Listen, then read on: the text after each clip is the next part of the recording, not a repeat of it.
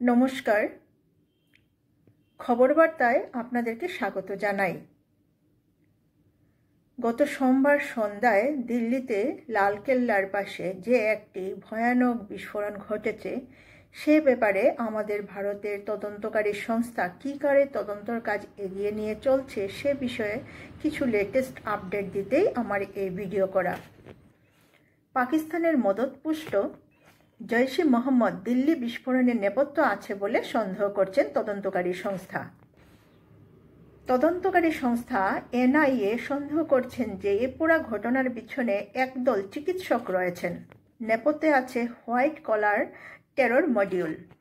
CC ক্যামেরার ফুটেজে বিস্ফোরণে যে গাড়িটি ব্যবহার করা হয়েছে সেই গাড়ির চালক আসনে দেখা গিয়েছে পুলওয়ামার চিকিৎসক উমর মোহাম্মদকে।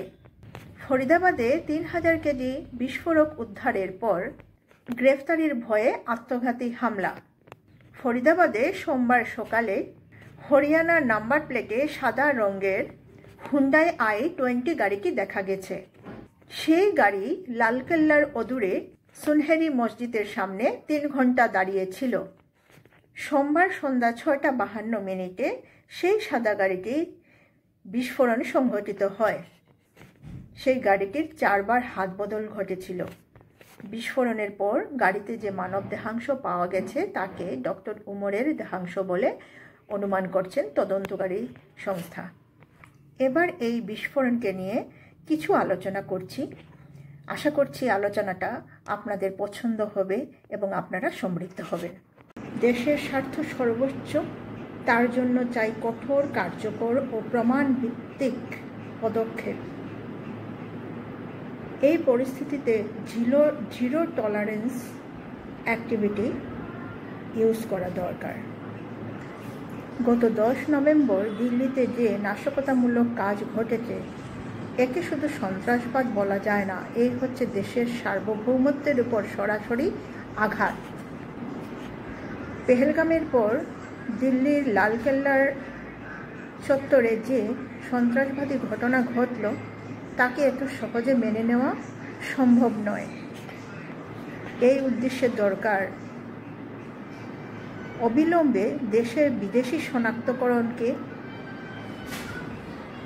শনাক্তকরণ প্রক্রিয়াকে আরও গতি প্রদান করা, সেই সঙ্গে সন্ত্রাসবাদী নেটওয়ার্কগুলিকে ছিন্ন বিচ্ছিন্ন করে ফেলা।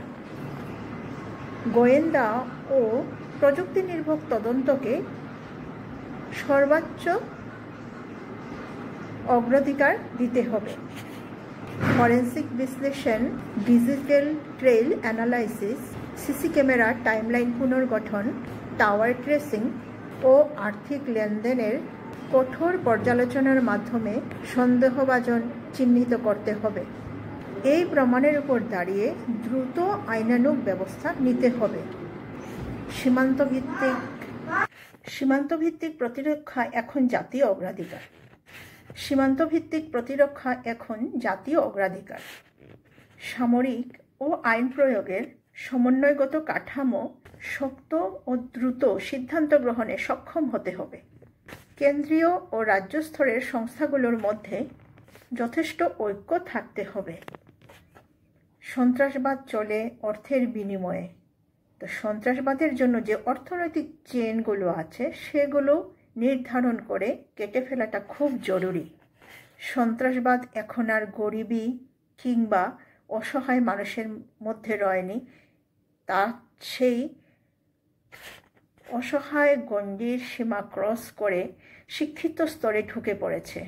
নতুবা আজ এই জঘন্য নাশকতামূলক বিস্ফোরণের জন্য একদল ডাক্তারকে কেন চিহ্নিত করা হবে?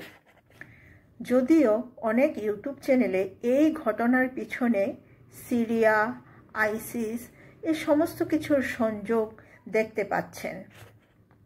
তবে যে যাই বলুক না কেন, একটা কথা অনস্বীকার্য কি সন্ত্রাসবাদের কোনো জাত নেই, ধর্ম নেই, দেশ নেই, সে সর্বত্র একই, তার রূপ এক। দিল্লির সেই বিস্ফোরণের পিছনে আইসিস থাকুক, সিরিয়া থাকুক কিংবা পাকিস্তানের মদতপুষ্ট জঙ্গি সংগঠন থাকুক, মূলত সব এক।